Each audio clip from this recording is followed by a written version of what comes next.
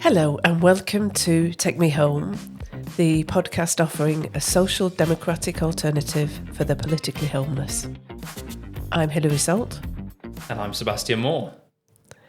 And we're doing things a little bit differently, aren't we now, Sebastian? We are. We've had a change of clothes since our last podcast episode. That's right. But we're also now moving to recording the news item separately to the Bring Me Solutions and Culture Club items. Yeah. So this is now the news item. So this is just pure news and our comments on news. But as always, we're not newsreaders. We are looking at the news issues we're looking at the things that are in the news this week and commenting on them from a social democratic perspective. Indeed. Things that caught our eye. Yeah. So, do you want to go first? I know you want to talk about JD Vance, don't you? I do. So this is kind of last week's news because this was on the 14th of February that he made these comments or made this speech at the Munich Security Conference, which was a week ago as of recording. But I couldn't resist the temptation to talk about it because for me, it's one of the most significant political speeches that I can remember in my lifetime. And I think it's astonishing as a speech. And to understand a little bit about the reactions to the speech, I think gives you a perspective on why we're in the state we are in and the different political landscape we find ourselves in. So there's a lot of interest and an intrigue within this speech, I think. You keep saying that every time you listen to it, you like it better. Yes, I do like it more and more the more I listen to it and read it. And there are some problems with it, but I think it's very interesting. So let me give you a bit of background. The Munich Security Conference first ran in 1963. The attendees of that conference were people like Helmut Schmidt. Do you know Helmut Schmidt? Germany, yep. Yes, Social Democrat leader in the 1970s. Okay. And Chancellor of Germany. Henry Kissinger. Oh, wow. Right, okay. So there's some big names in 1963, and generally you get many international leaders. The vice president often goes, the vice president of the US, as in this case, JD Vance, the vice president under Trump, attended and gave this speech. And the Munich Security Conference is designed to focus on security and defense issues, and particularly it was set up as an attempt to prevent another world war. So I want to play you just a clip of his speech and then we can get into it in a bit more detail. And we also believe that it's important in the coming years for Europe to step up in a big way to provide for its own defense. The threat that I worry the most about vis-a-vis Europe is not Russia, it's not China, it's not any other external actor. And what I worry about is the threat from within, the retreat of Europe from some of its most fundamental values shared with the United States of America. So I was just astounded by this because it's something that when he says that line, he says the thing I worry most about is the threat from within. I think, wow, that's really, really exciting. It is. Because I think so often in Europe especially, we're constantly demonizing, Russia and China and looking outwards and not thinking about, are we living up to our own democratic values? And the speech is very much, this seems so shocking to a lot of people, especially the more sort of liberal people, but it was a speech in support of liberal democracy. And you think, when do we hear that nowadays? A speech that actually stands up for liberal democracy. So things like freedom of speech, democratic rights. I was just astounded by this. He goes on to talk about the cancelled election in Romania. Do you remember this? I do, yes. I think we talked about it as a potential podcast topic and maybe never I was going to do it, I think, and then we decided we didn't want to do two overseas issues. So he talks about illiberal actions of Europe. He says about things that have happened in Brussels, Germany. He talks about Sweden, of the man that was convicted of burning a Quran. Yeah. And I think that was in that was his participation in his friend who burnt it and then was killed, if you remember recently. That's right. And he also comments, he actually quotes the judge, and he says, the judge chillingly noted, and I'm quoting, the Sweden's laws to supposedly protect free expression do not, in fact, grant a free pass to do or say anything without risking offending the group that holds that belief. That's not free speech then, is it? It's not. And this is in Sweden, right? And then he talks about, I love this, and perhaps most concerningly, I look to our very dear friends, the United Kingdom. You know, I think we can believe in the UK that America is this huge power that doesn't really care about us. They actually still look to us with a bit of respect, you know, because they recognise the fact that a lot of their values come from the tradition of the United Kingdom. And I think that's amazing as a British person to hear that we actually do still hold some sway in international things, amazingly. And he talks about a case of somebody that was praying near an abortion clinic and was arrested for it. But the thing so here's why I like the speech so much, and you can sort of tell me what you thought. Did you listen to the speech? Yes. So the thing I like about it so much is that it's easy in this political landscape to make a polemic speech where you go after your opponents, you rile up your fan base, and you exacerbate this exceeding polarization. Yeah. Whereas I saw this speech as a bit of an olive branch. You know, he starts it off by talking about how much he loves Munich and how much he loves Germany. He makes a little sort of joke about the fact that he and David Lammy were saying how they're both in new jobs now since they last spoke at the conference last year. It's really conciliatory in so many ways. He's respectful. He makes this joke about Greta Thunberg. I don't know if you heard that, where he says, you know, if we can put up with all these years of Greta Thunberg criticizing us, you can deal with a few months of Elon Musk. Yeah. Which, again, is really funny, and it's not offending people, I don't think. And so I really think he was saying, we can do this. We can stand on the same front in regards to standing up for liberal democracy. Very much in opposition to Trump, even though that this was a speech that was suggesting they're all on the same page, the styles are so opposing. Trump will just come after his opponents, whereas JD Vance, I really see there's a hope here of somebody trying to unify people and bring people together. Yeah. I think the other attendees were expecting to be ticked off for not spending enough on defence, weren't they? But the way he actually used the, as you say, the kind of enemy within kind of arguments, I think there was a massive shock to people, wasn't it? But you know, really good points he was making. I wasn't sure about the abortion clinic one, to be honest, because I think that's a bit more of a nuanced argument about whether it is appropriate to allow people to be right outside a medical facility. But I think there were much better examples he could have used from the UK, perhaps some of the things after the Southport incident. So I'm not sure, you know, you can't really criticise him for not being absolutely on top of every UK political issue, but certainly the principles that he was espousing are really... It's fantastic to hear somebody standing up for those principles of democracy and free speech. Right. Would you like to hear some of the reactions from people? Yes, there was somebody crying, wasn't there? Was there? Yes, who was that? I can't remember now. Well, yeah.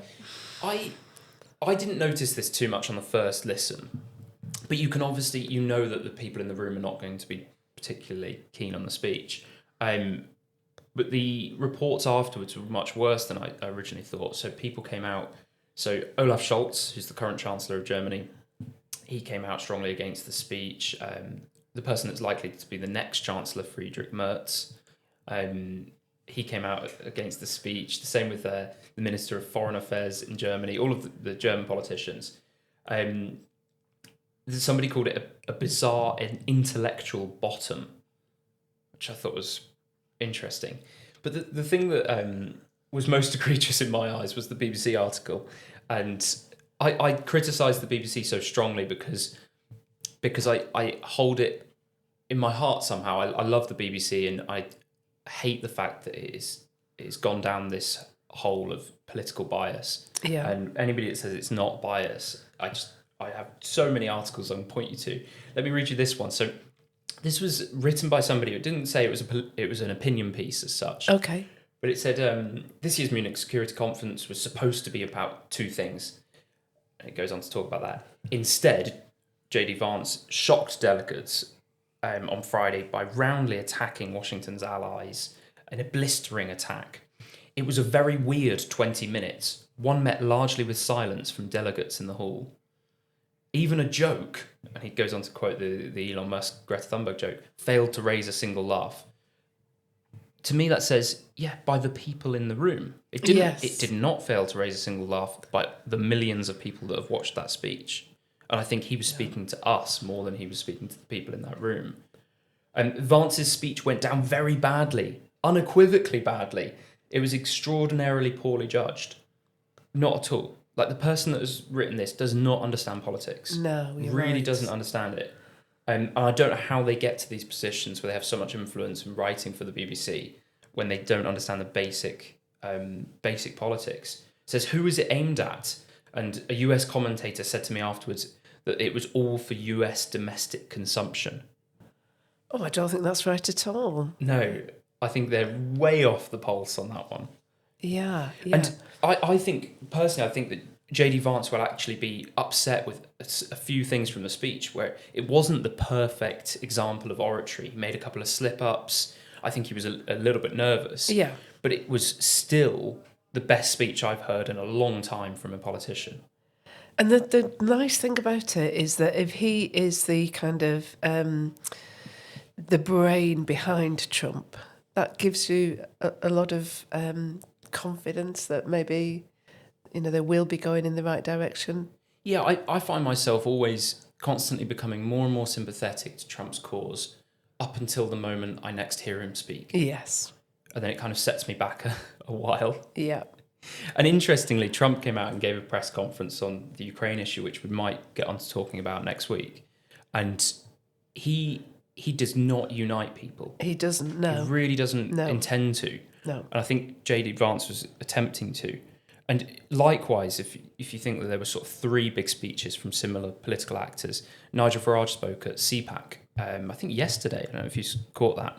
I didn't. And Nigel Farage does what he does well, but he has a ceiling. Like, he can only do a certain thing, which is kind of get those lines in. It's very sycophantic. Yes. We love Donald Trump, don't we? And like, geeze the crowd up. Yeah. And if we're going to emerge from this really torrid political landscape that we find ourselves in, we need leaders like JD Vance that can bring people together and try and put that olive branch out there and say, like, what do we stand for? Because we in Europe have to start thinking about, do we want to uphold things like democratic rights and freedom of speech, or do we want to lose that battle? Yeah.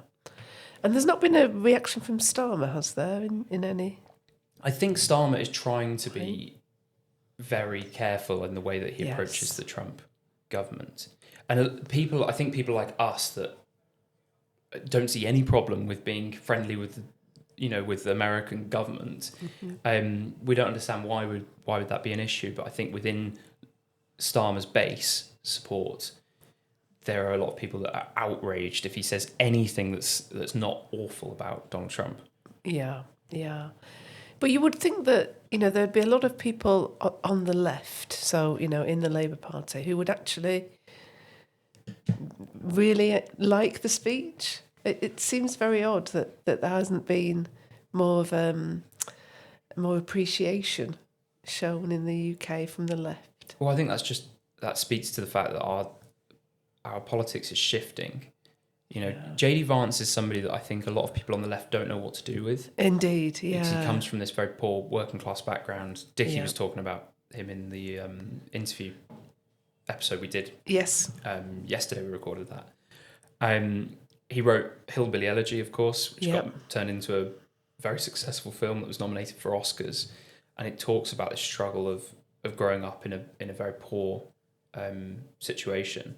And so when he talks about these things about representing the the deindustrialized parts of America where he grew up, people on the left kind of say, but he's Trumpian and he's right wing, and so they don't really know how to handle that. And I think he's certainly not conventionally right wing in the way that we understand it from before. Yeah, we've said before, haven't we, that left and right are very slippery concepts these days, aren't they? Yeah. So, what's the kind of next steps in this? So he's effectively thrown the gauntlet down to Europe, including the UK, to say, well, first of all, step up to the plate in defence spending, but also start to be more clearly supportive of these, kind of liberal democratic values. Where does that go now? It's not. It's scary when you put the words liberal democratic values together, doesn't it? It sounds like liberal democrat. Yeah. Sorry, apologies. Which is a bit of an oxymoron. Yeah. Okay, a couple of things. So, one, I just want to say before we move on that an aspect of the speech where I did take issue is where he talks about this. Do you see this tragedy where there's somebody rammed their car into a group of people in Germany, and it just happened, and he sort of said, we offer up thoughts and prayers, and then he quotes later on in the speech, he says he uses that as an example of why we should be careful on immigration, which I'm fine with. I agree with him that we need to be really careful about our immigration policy. Where I think it's a little bit of a what would you say, a little bit hypocritical is that, and I don't know about him personally, but certainly if there's a mass shooting in America, the Republicans say to the Democrats, whoa, don't politicize this. Yeah. There needs to be a time for thoughts and prayers. So I thought, if anything, that was a bit too soon to be quoting that as a political issue. Yeah. And presumably before it's absolutely clear exactly what happened. Yeah. And then on your question of where do we go from here, Firstly, I don't know. Anybody that says they do know is lying to you. We are in a new world politically. I don't think anybody can doubt that now. Trump coming in was uncertain, but now we can see that he's not going to go along with a lot of the stuff that's been happening. He's not going to do a sort of 2016 to 2020 term, which was quite conventional Republican president. Yeah. Everything is up for grabs. Yes. And America is changing its outlook on the world. It's not attempting to be the global policeman anymore. And that means that we in Europe have to step up. And it's a chance for us now to say, right, are we going to actually be serious about our own defence, about being a sovereign nation rather than just being in the pocket of America and having to sort of rely on our big brother? Yeah, it feels like a bit of a dangerous scenario, though. There's so many kind of flashpoints now across the world, isn't there, where it feels that many of those could spark into really hot wars that we get dragged into. And that's why it's so important for us to get a grip of this issue and actually handle, not let a good crisis go to waste. Yes. Okay. Yeah. Okay. Is that a good place to finish? Yeah. Absolutely. This. Yeah. Okay. Right. Onto your story. So this is a more domestic thing, right? This is more domestic thing, yeah. So this is a sickness benefit. So there's been quite a bit of press comment on this recently. I think partly sparked by, there's a really good documentary by Fraser Nelson, who used to be the editor of the Spectator, on Channel 4. So you can catch up with that on the I don't know what the Channel 4 iPlayer is called, but whatever it's called, you can catch up with it there. And I say that kind of, I think, has been the spark that has made quite a few people comment on this. So just to give you a bit of an idea of the scale of this issue, there's about 3 million people now on sickness benefit. And that's probably about double the people who are on unemployment benefit. So it's a really, really big issue. It's about 1 in 15 of the working population are on sickness benefit. It's costing us about £50 billion a year to pay for that sickness benefit. And for people who are on sickness benefit, there are hardly any reassessments going on. So, people stay on sickness benefit for long, long periods. And, that obviously there's an economic problem associated with that. But there's also a really big issue around, people are just being thrown onto the scrap heap and left on sickness benefit without any help.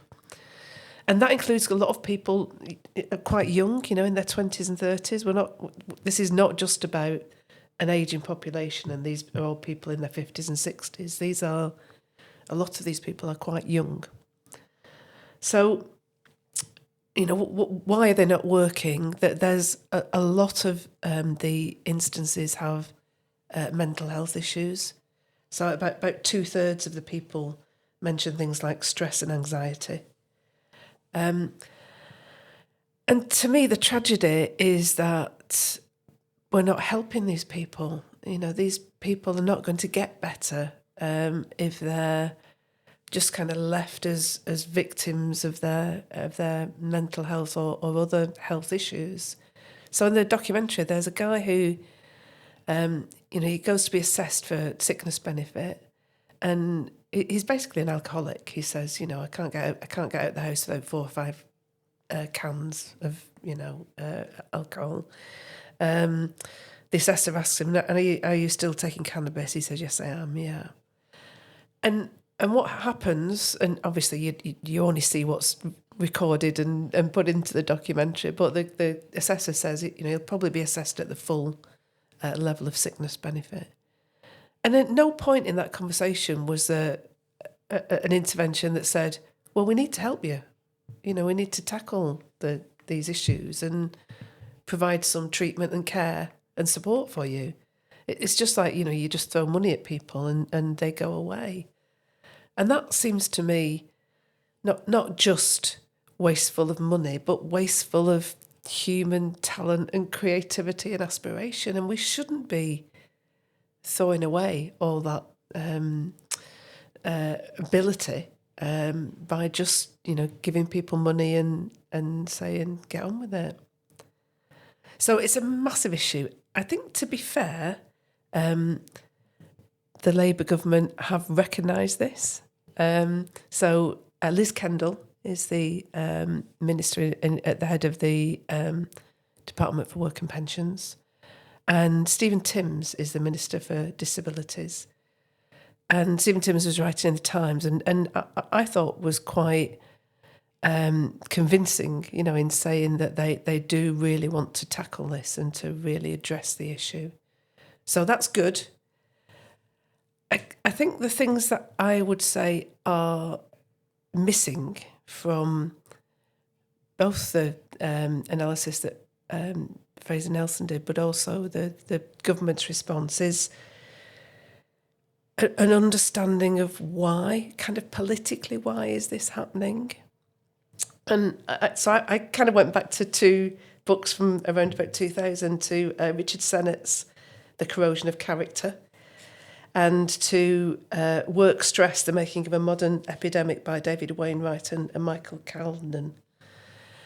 These look quite dry books. They're not. They're really readable. Richard Sennett especially is massively readable. If that's readable, then they've done a bad job on the cover art, I think. You don't like the Looks cover? Looks like an academic textbook. Well, I think it is. It is certainly been used by people in the stress industry, if we want to call it that.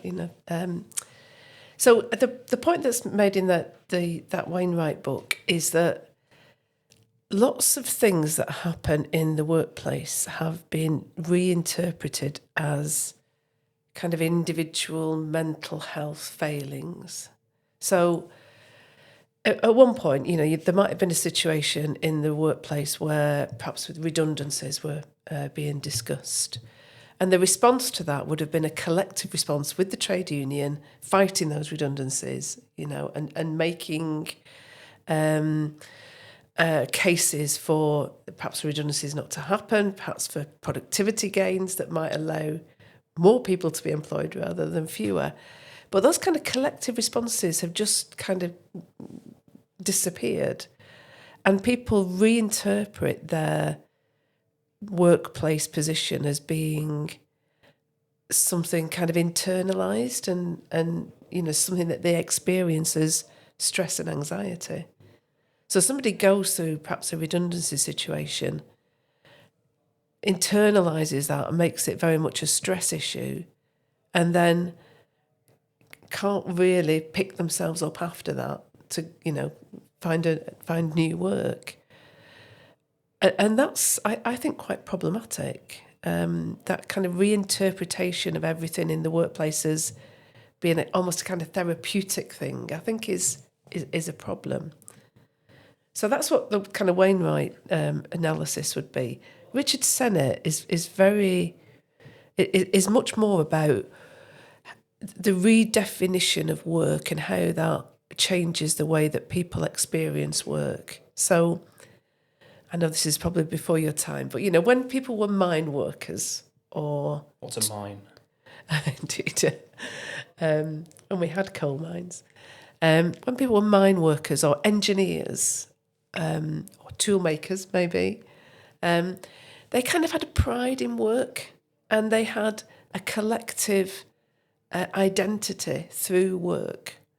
And you could be proud to say you were an engineer and you had a camaraderie and a I don't want to be too romantic about this, but you had a support network through your work. And I do think it's very difficult for people to have that identity and groundedness when they're perhaps a shop worker or they work in a coffee shop, and they're on minimum wage and they experience work in a very individual way. Yes. Yeah. And I think when you do that, when you experience work in a very individual way, it's very easy to be knocked back by things that happen in the workplace. I think a large aspect of it is that people don't see the product of their work anymore. Yeah. And it's partly because of the division of labour. But tell me if I'm romanticising the past, but when you worked in industry, you could see that what you had an impact on. You could see the end result. If you're helping build cars, you'd take some pride in the end result. Whereas nowadays, everything has become divided up and fragmented, and you're working in a middle management in a big company, and you're sort of not entirely sure what you do. I think a lot of people are not entirely sure what they do, right? And if you get into an honest conversation with them, they'll say, I send some emails, I do these things, but they're not sure what the point of their work is. And I think that's a really dangerous place for us to be in as a society, because people are going, and this is, I would say millions of people are going to work every day and not being convinced of why they're doing that and if there's actually a need for them. And you'll have read Bullshit Jobs by David Graeber. Yes. I'm allowed to say that word. Yeah. He makes that case in there. And I really think dignity needs to be brought back to the workplace. Yeah. Where you can say, I'm proud of the job I do. Whereas nowadays, especially people my age, very few people are proud of their work. And I love it. I've got a few friends that really do like their work. And I love it when I speak to them, because I'm like, oh, great, you can tell me about your job and what you've been doing today. Yes. But unfortunately, the majority of people I know my age are doing things like quiet quitting, which we've talked about in the past, where they just turn up, do the bare minimum possible, because that's all that's expected of them, and say, why would I put in any more effort? I don't see the point of it. Yeah, a little anecdote about pride in your work. I used to do quite a lot of work with KCOM, which is the telecommunications company in Hull. Okay. And when they were taking out the old copper wires and putting in new, what do you call it? The thing that light goes down it. Fibre optics, thank you. I didn't say that with any certainty. Yeah, that's right, sorry. When they were taking out the copper cables and putting in the fibre optics, you quite often found that when you took out the copper cables, a little piece of paper would drop out, and it was the name of the person who'd put the copper cables in, because, they, as you say, took pride in their work, and they felt that was a bit of their legacy. Yeah. Obviously, at the time when you were putting copper cables in, the telephone was a huge step forward, and they were very proud in what they were doing. Yeah. And I think that is a bit different, as you say, for many of the people who maybe work in a call centre or work in a service industry. It's very different. Yeah, definitely. So what happens next on sickness benefit? Just to kind of round off the story. Certainly, I mentioned that I do think government are taking this very seriously. It's quite interesting, isn't it, that it's often the Labour government that has to dish out the hard medicine. You know, if the Tories try to take away something like sickness benefit, they would be portrayed as very cruel, you know, the nasty party kind of idea. And I mean, I do hope Labour will do this in a way that's very productive. You know, it won't be just about slashing benefits. It will be about saying, how do we help these people who don't feel able to work to become more resilient, to be able to take those steps into the workplace? How do we support them to do that? And I think some of the things that you could do are things like making sure that there's not a cliff edge. So I think, you know, some people who maybe want to go back to work think, well, the problem is as soon as I start doing even a small amount of work, I lose the benefits, and then, you know, they kind of feel that they don't want to take that risk. Yeah. So I think supporting people to make those first steps will be important, and doing that in a way that it is about supporting and helping people and retraining them. You know, there's I think 800,000 job vacancies at the moment. So, you know, if we can get even a third of that 3 million people on sickness benefit to be able to be trained and able to take on some of those roles, that will make a huge difference. And I mean, Liz Kendall was actually quite helpful, I thought, in saying, to get Britain growing, we've got to get people working, and you know, let's make sure that can happen. But for people to get working, they have to see a sign that there are opportunities out there. And for the people looking for a job, the fact that there are 800,000 vacancies means nothing to them. And I've been in this boat where you're applying for jobs, and we were speaking to somebody last night that was saying this, who'd sent off 120 applications and hasn't heard back yet. Yes. So there are so many issues with this, because, you know, a lot of employers are opening up thousands of people. They have to choose randomly of who they actually respond to, because they literally can't read, you know, 1,000 applications. Yeah. And so many people are falling through the cracks and don't see any hope out there of where they can fit into the workforce. And I think you and I both agree that we need opportunities for young people where we say, we want you, you know, to be building new railways and building new cities and developing communities, and like giving them something hopeful that they can be a part of. Exactly. Yes. Yeah. So I think, you know, for the young people who are in this situation of not feeling able to work, being able to provide something like that is, you know, you actually, as you say, produce something that you can see. You know, it's really rewarding kind of work. So that's my news story. Great. And it feels a bit odd, doesn't it, that we're not going on to Bring Me Solutions now with this new... That's not our theme song. I don't know what that was, but yeah. So thank you for listening. Do listen to the other half of the podcast where we talk to Dickie Fletcher in the Bring Me Solutions section, and Culture Club's over there as well if you're looking for that. And we will see you next week. Thank you very much.